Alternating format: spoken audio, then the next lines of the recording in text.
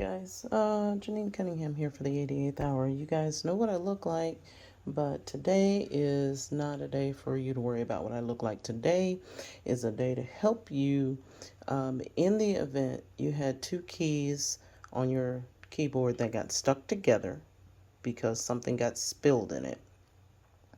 I had a hold of this keyboard, and basically what you see there is communion juice that had spilled in the keys about maybe, I don't know, 8, 10 years ago. And these two keys used to stick whenever you would press one or the other, right?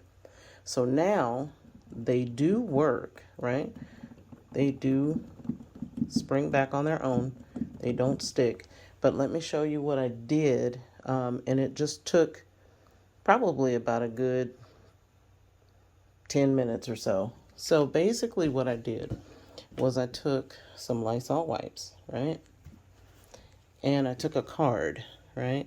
And I just took the card and I wrapped the Lysol wipe around the card right at the tip, right? So that when you have this, right, you put it right here, and I just stuck it in the hole and I wrung the Lysol wipe out really, really well, right?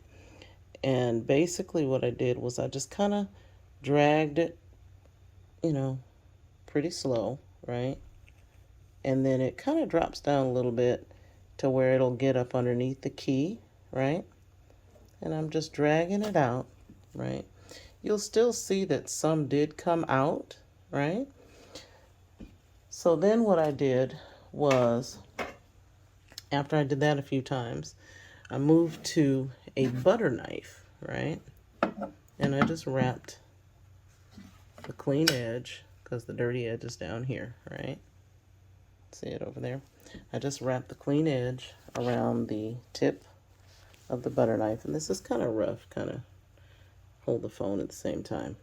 But anyway, I just kind of wrapped it around there, stuck it down there, and kind of still going to move this over a little bit so you can kind of get a better picture. Some people might be screaming at this, but it worked versus me taking all these daggone screws out from underneath and going from there.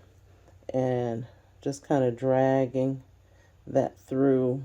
I also did a little bit of rubbing back and forth, just very gently, very carefully so I don't poke anything, and alternate the pressure of which side I've got the tip pressing against, right?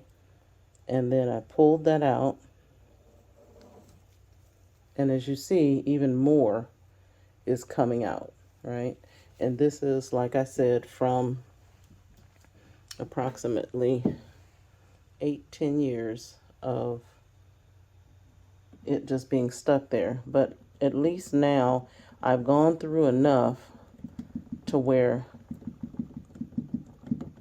these two keys are independent now, and they spring back like normal, right?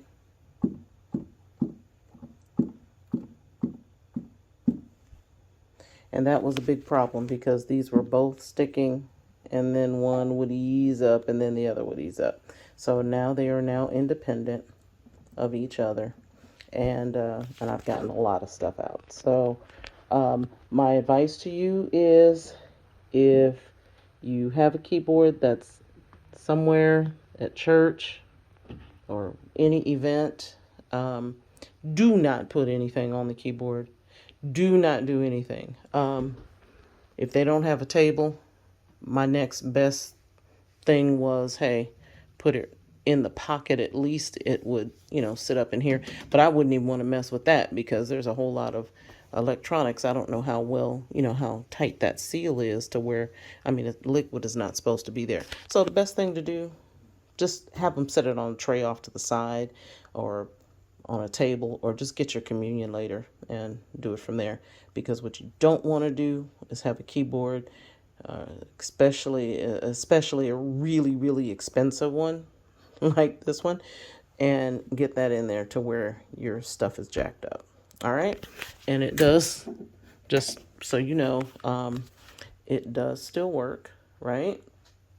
And it takes like 45 years for this to come on, right? Because I know it's like a computer. There's a whole lot of technology in there, memory in there, uploading sounds and all that, which is really cool, right? I know this.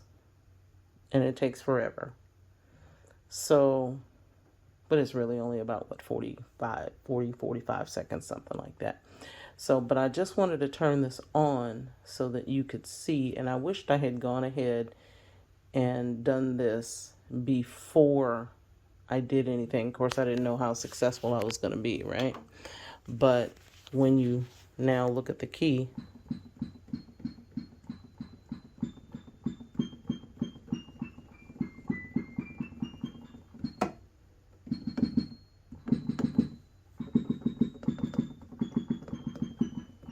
so they all work, right? So I just wanted you to be able to see that it really does work, right?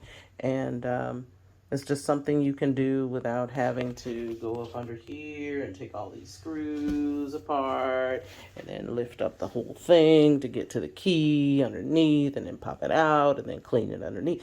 Now, there's probably still a lot of stuff under here, but at this point, the main thing is to really make sure that it does not just stick and that it does freely pop up and play individually.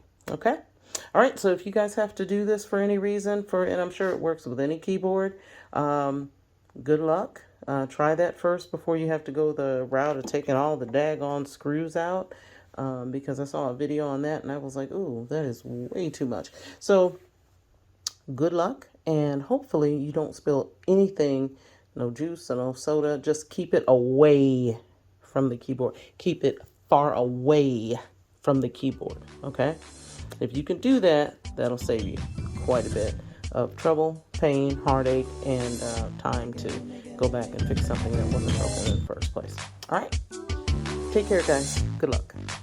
And always remember, it will never happen until you make it happen. Be blessed.